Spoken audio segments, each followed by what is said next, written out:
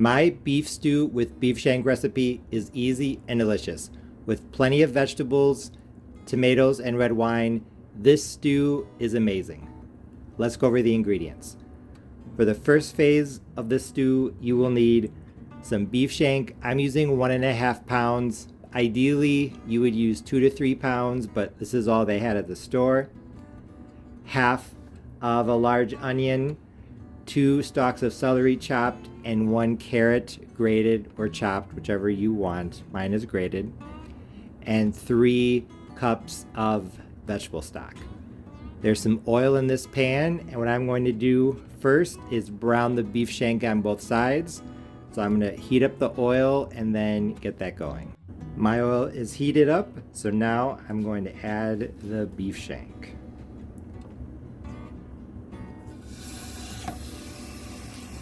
Although you do not technically have to do this step, I highly recommend searing the beef because it is going to add a lot of flavor.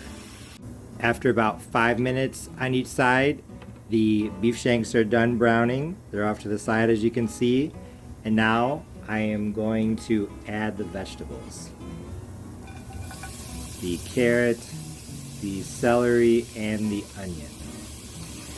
I sauteed the beef shank first because I wanted to get it brown, and now I'm adding the vegetables because I want these to get brown too. I feel like if the pan was too crowded with the beef shank, the vegetables probably wouldn't brown as much. I know this looks like a lot. I'm also going to add a couple cloves of chopped garlic, but these are going to wilt down a lot as the stew cooks. So it's really not going to be as much as it seems right now. My aromatic vegetables have been cooking for about 7 minutes now, I think. I have 3 cloves of garlic off to the side. I'm going to add that. I'm adding the garlic now because I did not want it to burn. So I'm going to add it right at the end of cooking these vegetables. Just going to stir it in for a couple seconds, maybe a minute, just until I can start to smell it. And now I'm going to deglaze the pan. So there are a few burn bits on the bottom. So I'm going to use 1 cup of red wine to remove them. Just going to scrape. And I'm going to be honest, I don't normally keep wine around, so that is actually not red wine. It's 3/4 cup of grape juice and 1/4 cup of red wine vinegar. I use it all the time as a red wine substitute, and it tastes amazing. As you can see, I went ahead and added the beef shanks back in. Now I'm going to add the vegetable stock, like I said, about 3 cups.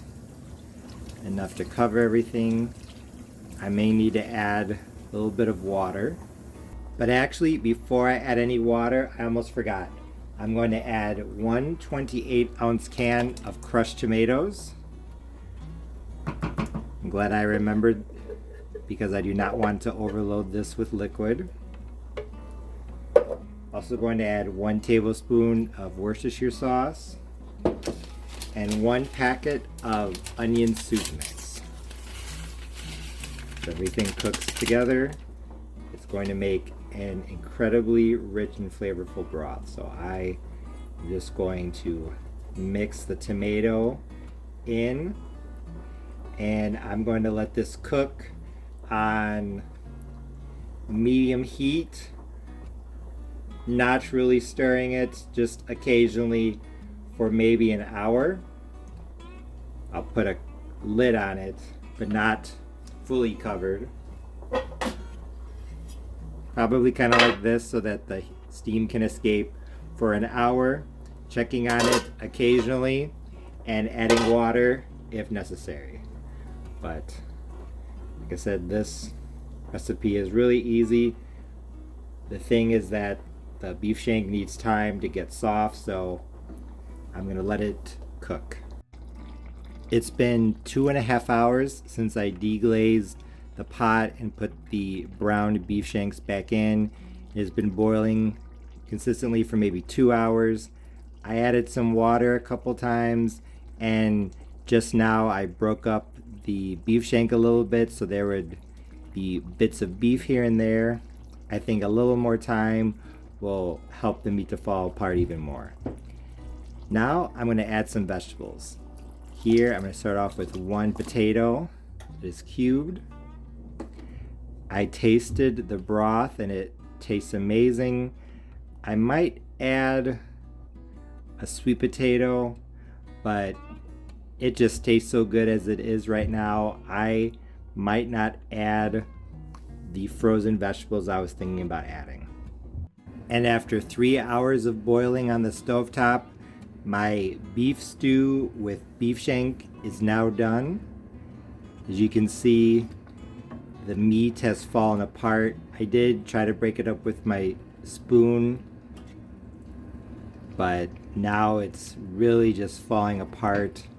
It takes beef shank about 3 hours, in my experience, to get this soft to the point where it's just falling apart. You can see the color of the broth from the tomato and the red wine. There's all the vegetables in there, the potato. It looks amazing. I did not add any seasoning aside from some salt and pepper that I added off camera. I would say somewhere between a 1/4 teaspoon and 1/2 teaspoon of salt, and just an 1/8 to a 1/4 teaspoon of black pepper. That's all that this needs. I don't think it needs anything else because it's just so flavorful as it is. So I'm just gonna serve it up. And when I took the first bite, I knew that my beef stew with beef shank recipe was a big success because it was absolutely delicious. Like I said, I didn't think it needed a lot of extra spices because the flavor was already very complex. Although most of the flavor came from the tomato sauce and red wine, using homemade vegetable stock for the base of the liquid, as well as adding all of those aromatic vegetables at the beginning, added to the flavor. I also really liked the texture. The broth was nice and thick because of the tomato sauce and the aromatic vegetables that cooked down over time, and the beef shank itself, because I cooked it for so long, fell apart into a lot of small pieces. The potatoes were done just right as well. They were soft, but not too soft to the point where they fell apart, so you could definitely see them in the stew. A lot of people like to use chunks of beef stew meat when making stew, so if you prefer that texture with larger chunks of meat, you can still use beef shank, just don't cook it for quite as long. But like I already said, in terms of flavor, I thought this was perfect. The combination of tomato sauce and red wine really made this super flavorful.